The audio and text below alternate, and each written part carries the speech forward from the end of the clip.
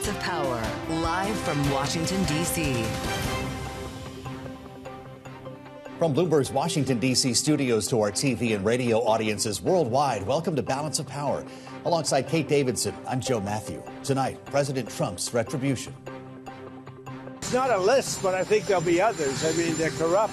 These were corrupt, radical left Democrats. Because Comey essentially he was worse than a Democrat. Former FBI Director James Comey becoming the latest and, according to the president, perhaps not the last perceived political enemy to be challenged by the administration.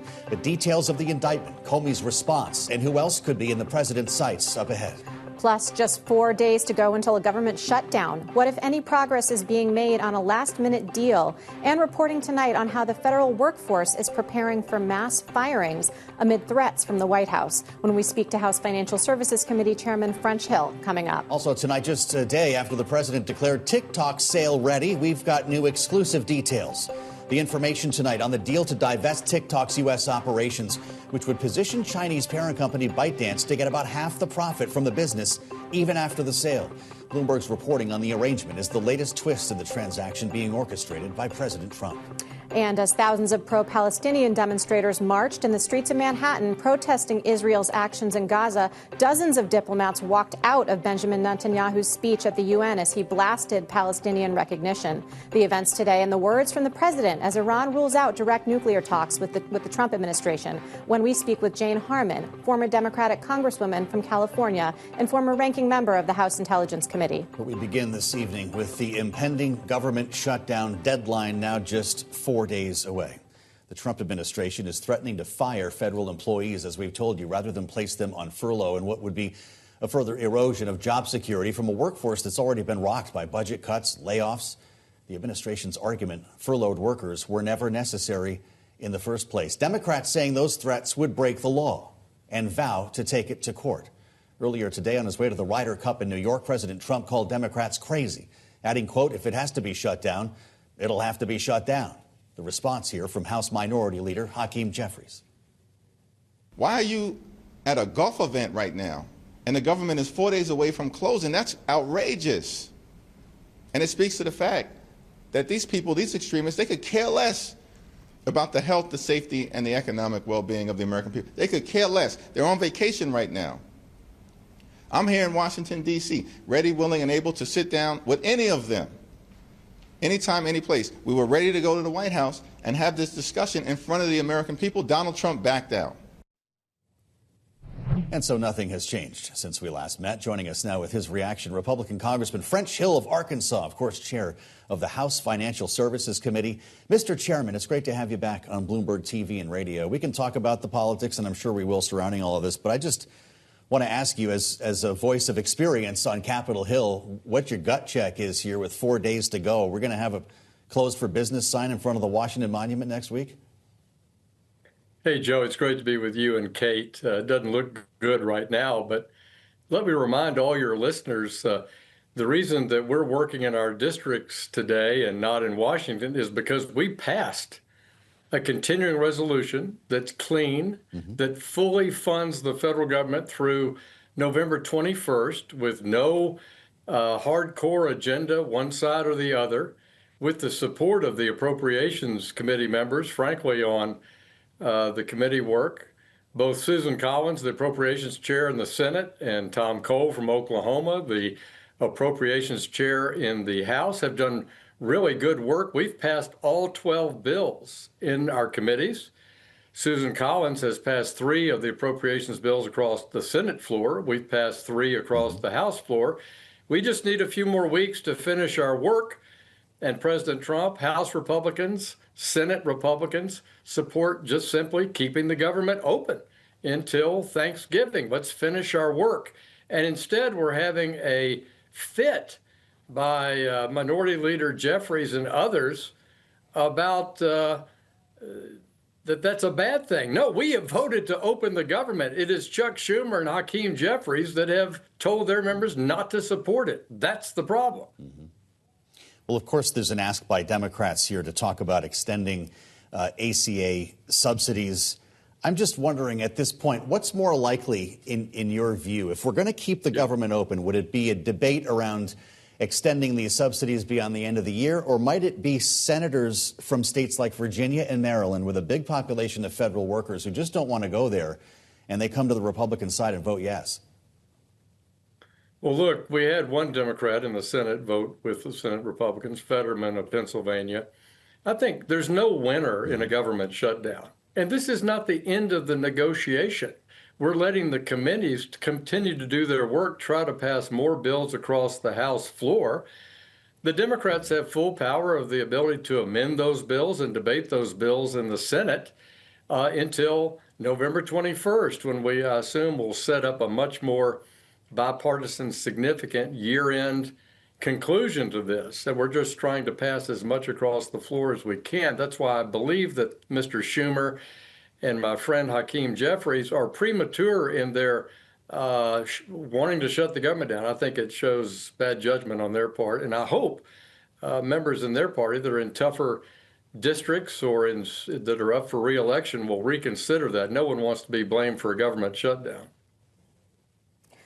Congressman, we're expecting a ruling any day now from the Supreme Court on President Trump's effort to fire Fed Governor Lisa Cook. You've long been a supporter of an independent central bank. What do you think are the implications if the president prevails? He's allowed to remove a Fed governor. What does that mean for the Fed's ability to do its job free of political interference? Right. Well, certainly the allegations against Governor Cook were ones worthy of consideration and study. And I've said all along that should be adjudicated before one could determine whether or not she should be removed from cause.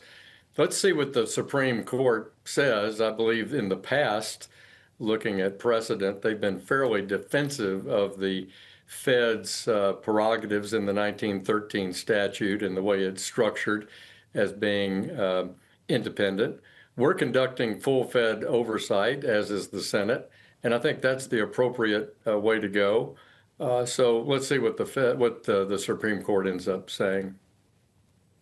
So Governor Cook, in her filing with the court, warned that her removal, allowing the president to remove her, could trigger chaos in financial markets. Are you worried about that, this potential reaction here? Well, I don't think it would create chaos in financial markets. I mean, I think that's an overstatement, but I think that it's a serious charge to remove a Fed governor for cause, and the Supreme Court may have a view on if that has to do with actions prior to someone becoming a governor or while they're a governor as a part of their job duties or not. But we're one in the confirmation process to find out that she had not handled her mortgage applications in a steadfast and appropriate way. That might have impacted whether or not she could have been confirmed for the job, which is an important bank regulatory position. Mr. Chairman, I've got to ask you about the other big story that's got Washington reeling this week, and that's the sale of TikTok, or I guess the pending sale of TikTok. The president says there's a framework for a deal that the Chinese have signed off on that would essentially, based on our reporting at Bloomberg, still keep ByteDance's hands all over this company here. The valuation was a surprise. I'm wondering what you make of this arrangement and whether it betrays the spirit of the bill that you passed, divest or ban. Does that bill need to be repealed? Well, Joe, I did vote for that bill. I don't believe TikTok is an entity that should be on anyone's Wi-Fi or on anyone's phone that's concerned about their privacy, their data, and the ability of the Chinese state to use all that TikTok data to, at some point, use it in a malevolent way against the United States. I think people underestimate that. I'm not one of them. I think that's absolutely a strategic cyber risk to the U.S. So I voted for the bill. President Trump has tried to grapple with, May 1, isolate that data, isolate the data flows to the United States under U.S. leadership, and then therefore protect that. I think that remains to be seen. I've not studied this deal, but I want to see the details before I pass judgment on it. But you're right to say that I believe TikTok is not something that should be continued to be allowed in the U.S. with the Chinese government controlling it. And I think if one studies it, they would come to that conclusion, no matter how appealing it is or how much fun it is for people who use it. Congressman, you are a community banker at heart. So as we're facing the prospect of a shutdown in 4 days, does this have any sort of effect on the banking system? I mean, we know, for example, that we might not get a jobs report next Friday if the BLS is shut down, important economic data, things like that. But especially for the smaller banks, rural banks like the ones in your district, what are the implications? Well, I think the implications of a government shutdown are all bad, which is why I don't think we should have one.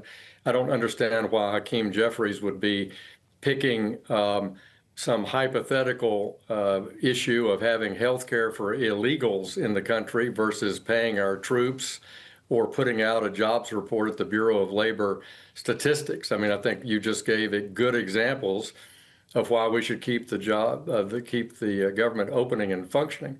For people who are fiscal conservatives who think that somehow, oh my gosh, this is a great way to cut spending, actually the opposite is true typically, where you end up spending a lot more money after the fact to restart programs that are reduced during the government shutdown, particularly at the Pentagon, the national parks, the Corps of Engineers. None of this is helpful to our economy.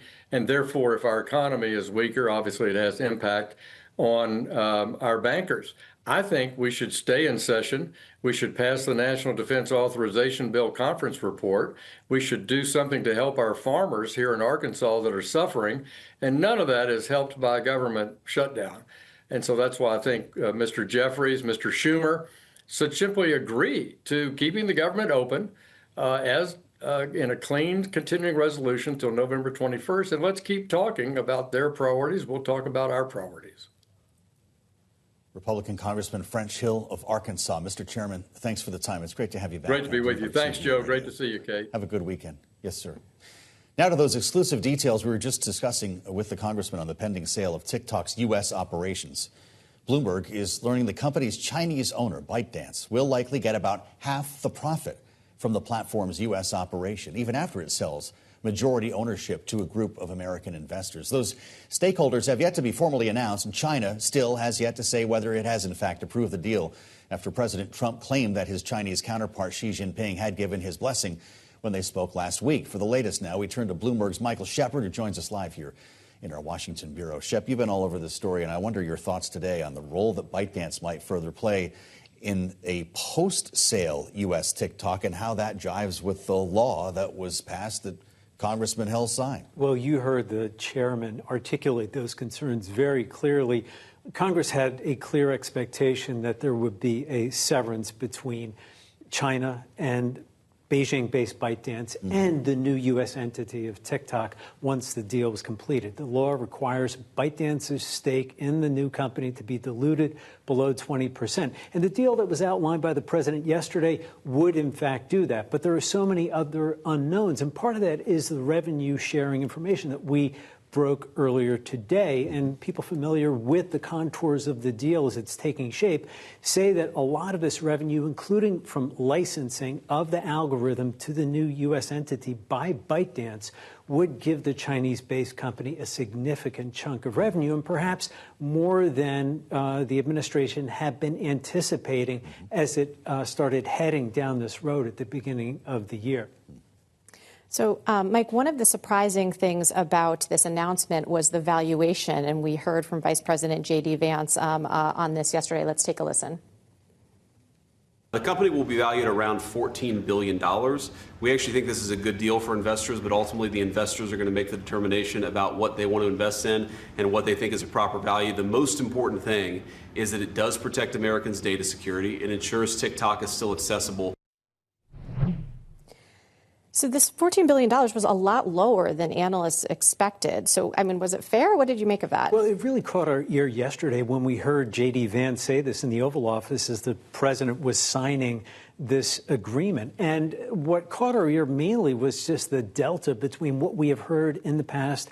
Bloomberg Intelligence has even previously put a valuation between $35 billion and $40 billion for a possible sale. And that's based on the number of U.S. users for TikTok. It's 170 million here. And that is a lucrative source of advertising revenue. And there are millions of small businesses that actually use TikTok to sell their goods to consumers here and elsewhere. So it has some lucrative potential, and so the valuations seem lower. There are a few analysts, though, who said, look, with the uncertainty surrounding the fate of the algorithm and how it might be recast in the new version of the app, that was a level of uncertainty that some said may factor into the price. But another factor may be what Joe was just alluding to, and that is that some of this revenue, some more perhaps than had been expected, will be going to ByteDance in the end, and that would perhaps dilute the value ultimately.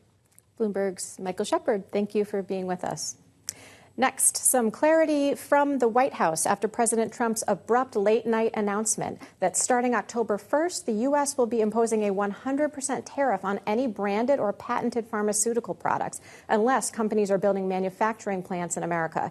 Today, the White House said countries with negotiated agreements with the U.S. that contain drug provisions are exempt from the new policy, including the EU and Japan. For more market reaction to that story and more, we turn to Power Moves with Bloomberg's Romaine Bostick, who joins live from World Headquarters in New York. Yeah, Kate, there was a lot of concern coming into today after that spate of tariff-related announcements from the president overnight. We should point out most of the drug makers did take it in stride. It looks like, at least on the surface, this would have some minimal impact. However, there was some discussion about those furniture tariffs, and that did have much more of an impact on this market, particularly on the luxury furniture maker RH. The shares were down about 4%. And remember, this is a company that's been very vocal about some of its issues in dealing with tariffs and in their words, the tariff uncertainty.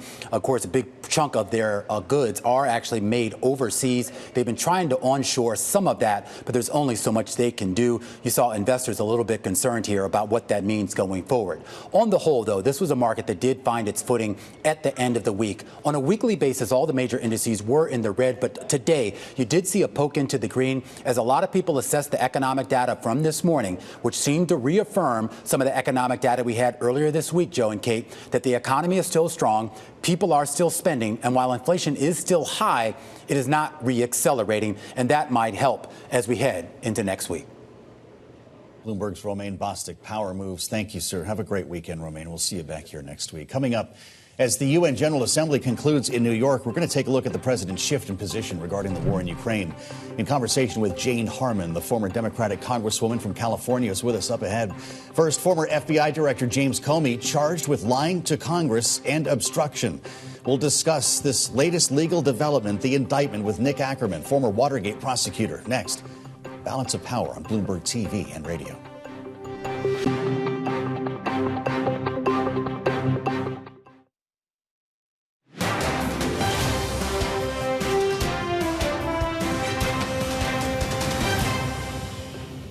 Not a list, but I think there'll be others. I mean, they're corrupt. These were corrupt, radical left Democrats. Because Comey essentially was he was worse than a Democrat. They weaponized the Justice Department like nobody in history. What they've done is terrible. And so I hope there are others, because you can't let this happen to a country.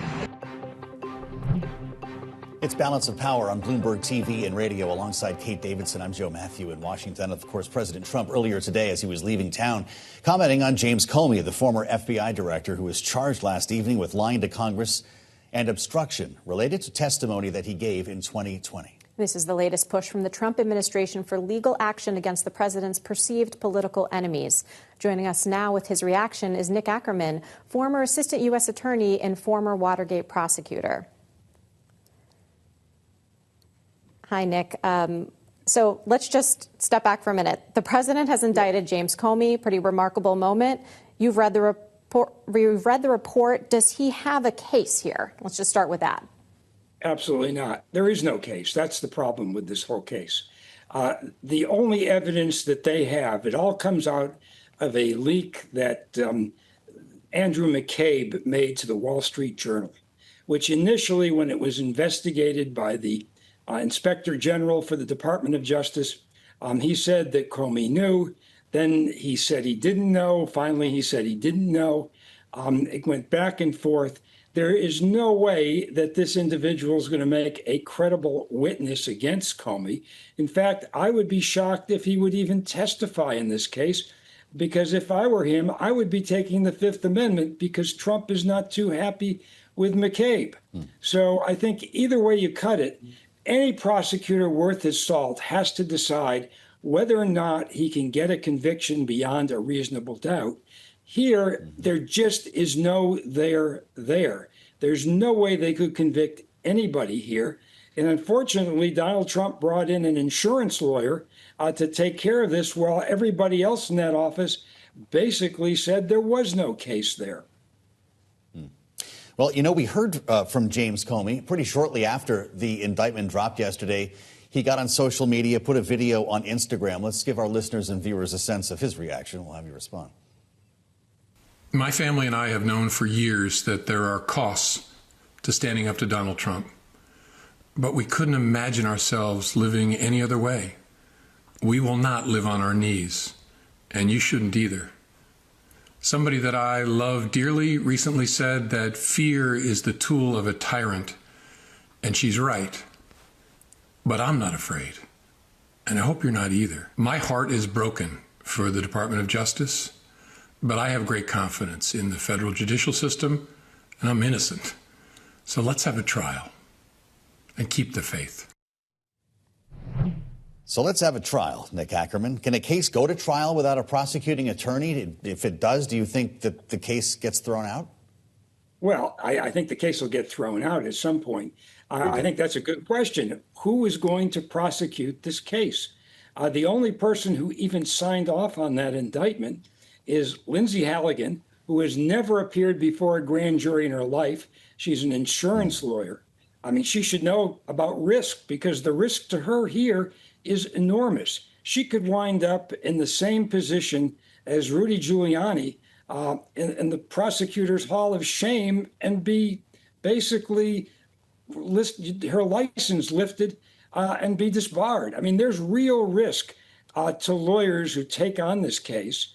And it's obvious. It was so unusual to have the U.S. attorney actually sign the indictment as opposed to one of the assistant U.S. attorneys. That never happens. Never. And the idea that this person never presented a case to a grand jury before, I would love to see the transcript of that particular presentation. I don't even know how she would know how to do it. So, yeah, there's real questions about whether or not they can actually get somebody to go into court on this. I mean, the risk to that person is going to be enormous. Nick, there's a larger picture here for the rule of law in the United States. If the president has publicly posted on Truth Social for his attorney general to chase down and indict his enemies, is that the smoking gun that any such case would be politically motivated? Well, sure. It'd be a smoking gun if you could prosecute on that kind of a case. The problem is now Trump has immunity for anything he does in terms of directing members of the executive branch to go after anybody or to do anything. This all stems back to last summer's decision by the Supreme Court. If this had been Watergate, you wouldn't be able to even investigate Richard Nixon. The smoking gun tape that came up at the end that led to his resignation, where he directed his chief of staff to call the CIA, to have CIA officials direct the FBI, that couldn't happen now. It'd be immune, absolutely immune. Nick Akerman, thank you, as always. Former assistant U.S. attorney, former Watergate prosecutor with us on Bloomberg TV and radio.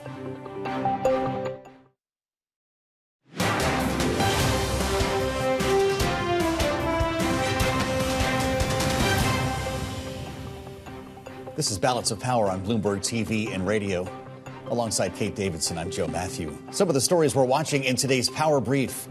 Elon Musk, Peter Thiel, and Steve Bannon are all named in copies of Jeffrey Epstein's daily schedules released Friday by Democrats on the House Oversight Committee, according to Axios.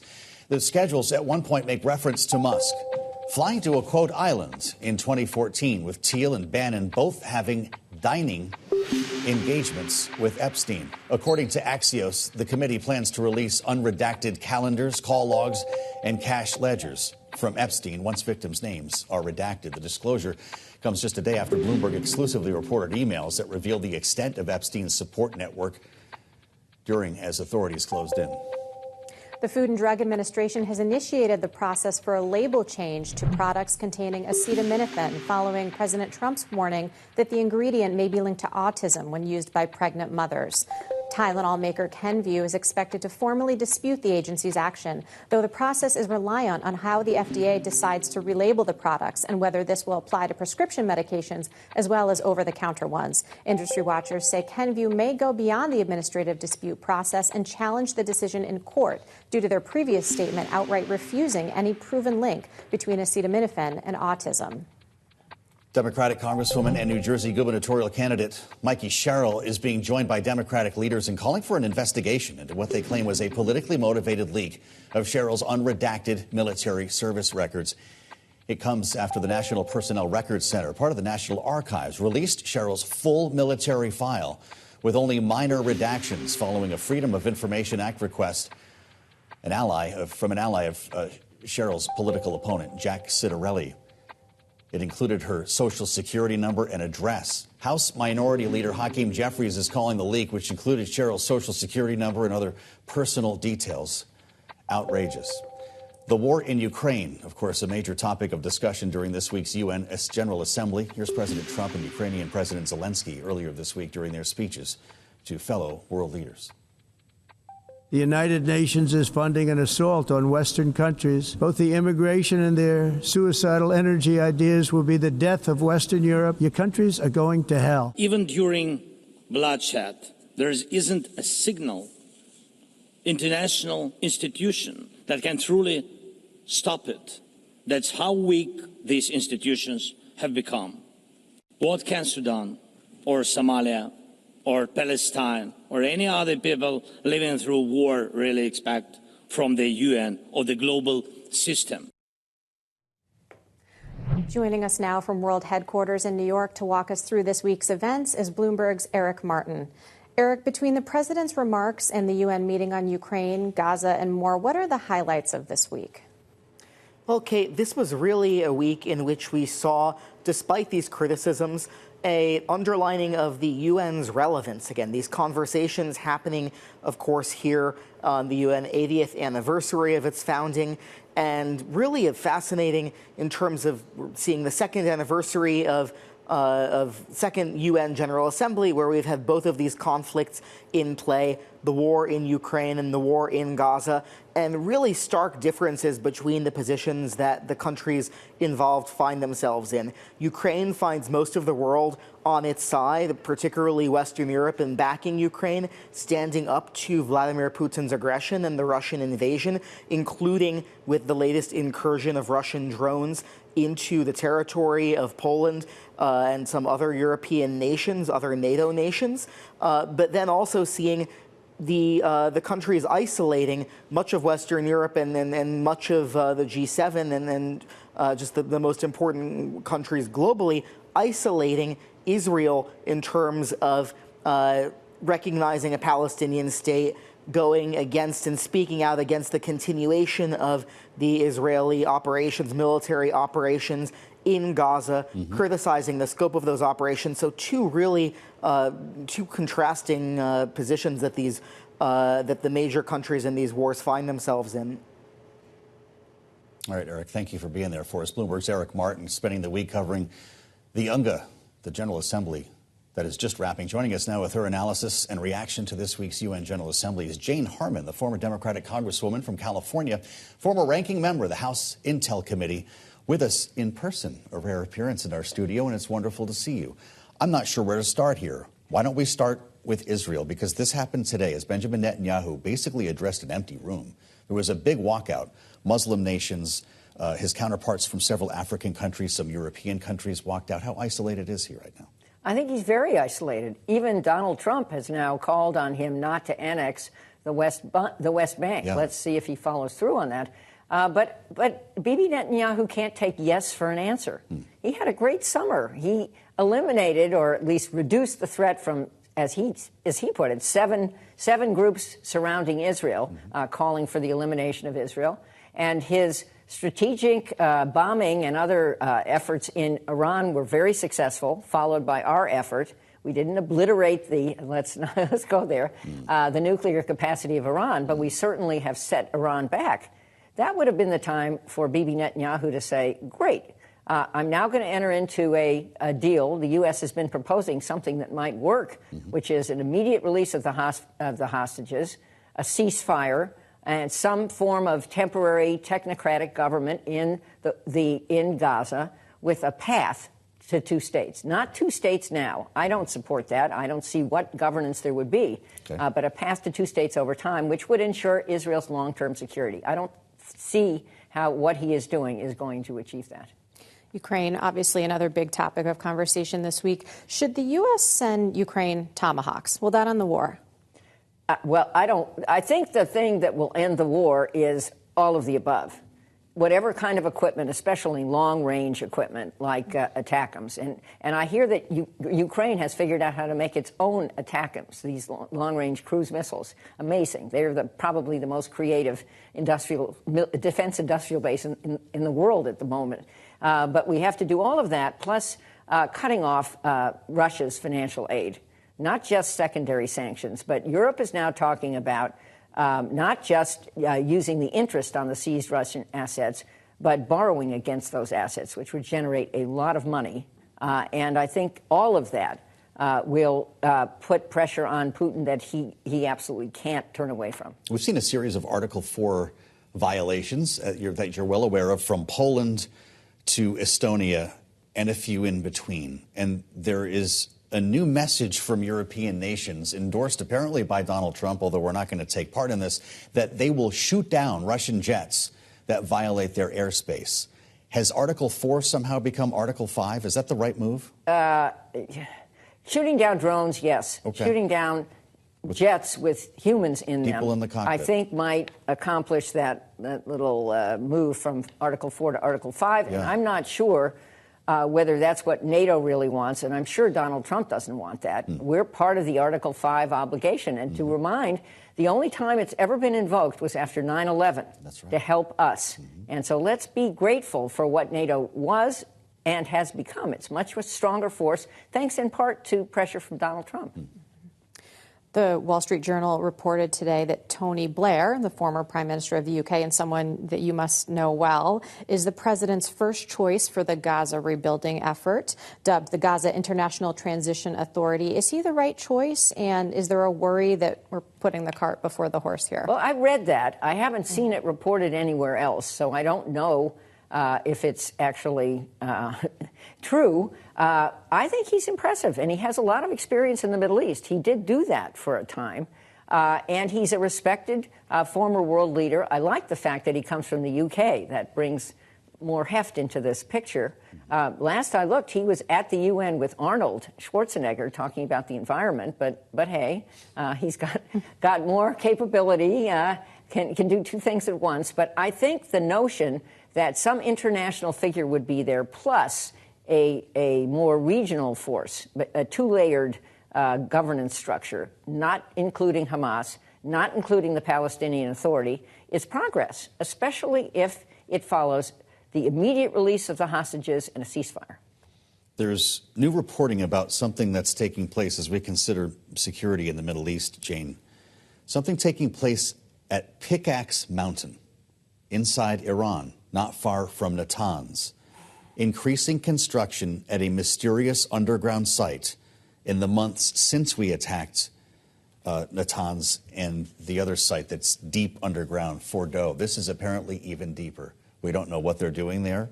Is Donald Trump going to strike them again? Well, I don't know. I don't think that move by us was wildly popular with his base, so he needs to think about that. And it was also true that the bunker buster bombs could not penetrate deep enough to get out, despite the claims of our Secretary of War that we obliterated their nuclear facilities. Yeah. We did not obliterate them. But would Iran now be determined to rebuild? Of course they would.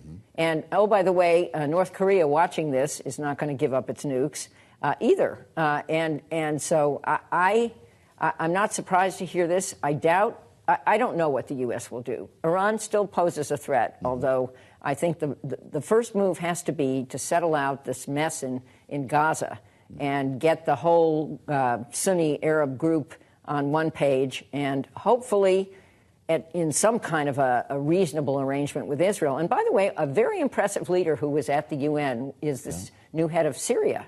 I saw him speak and think that in spite of a difficult youth, he has emerged as someone who really wants to save his country. We heard from the president of Iran speaking to the UN and addressed the country's nuclear ambitions or lack thereof, according to him. Let's listen. Iran has never sought and will never seek to build a nuclear bomb. We do not seek nuclear weapons. This is our belief based on the edict issued by the supreme leader and by religious authorities. Therefore, we never sought weapons of mass destruction, nor will we ever seek them.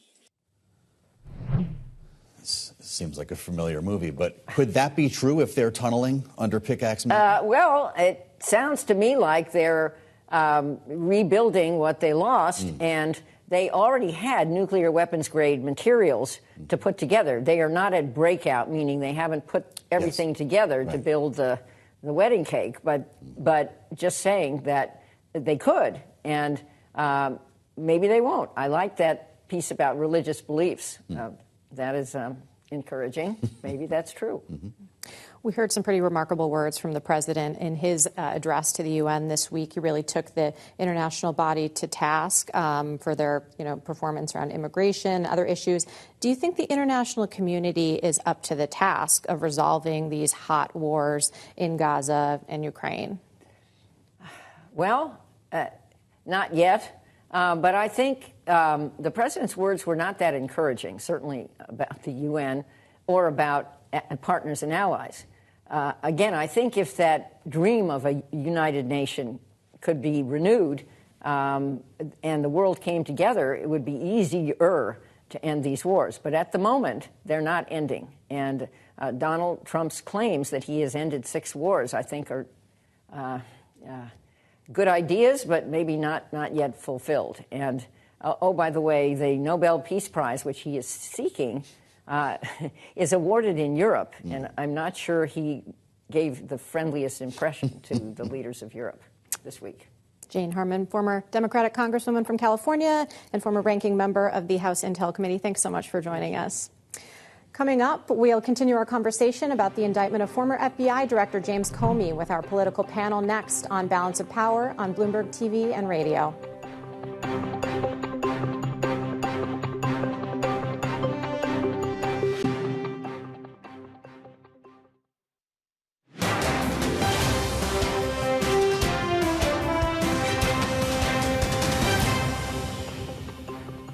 It's Balance of Power on Bloomberg TV and radio alongside Kate Davidson. I'm Joe Matthew. Thanks for being with us. We'll turn back to the indictment of former FBI Director James Comey with our political panel in just a moment. First, an update to a story that, of course, we've all been following for the past few days. Sinclair, one of 2 TV station owners that dropped Jimmy Kimmel Live over remarks its host made about the killing of conservative activist Charlie Kirk, is putting the show back on the air. Just took a couple of days, it seems. The show will return tonight. ABC parent Disney said that means it will be back on here in the nation's capital. Joining us now with their reactions to this story and everything else we've been talking about this hour, our political panel, Bloomberg Politics contributors Rick Davis, partner at Stone Court Capital, a Republican strategist, alongside Democratic analyst Jeanne Zaino, Democracy visiting fellow at Harvard Kennedy School's Ash Center. Great to see you both. Our closers are back. Rick, WJLA-TV, ABC 7 here in Washington is going to have Jimmy Kimmel Live, which means it'll now be available again in the White House residence. Is Donald Trump watching? Well, I think 6.5 million people were watching, which is why true. Sinclair is putting him back on. Yeah. You can't miss that kind of thing. 4 times what he normally got as an audience, 25 million people getting a view of it on social media. Even without all these stations. Yeah. And by the way, I guarantee you Donald Trump watched the original back on air, right? I mean, he is a creature of television. Yes, this is what he does.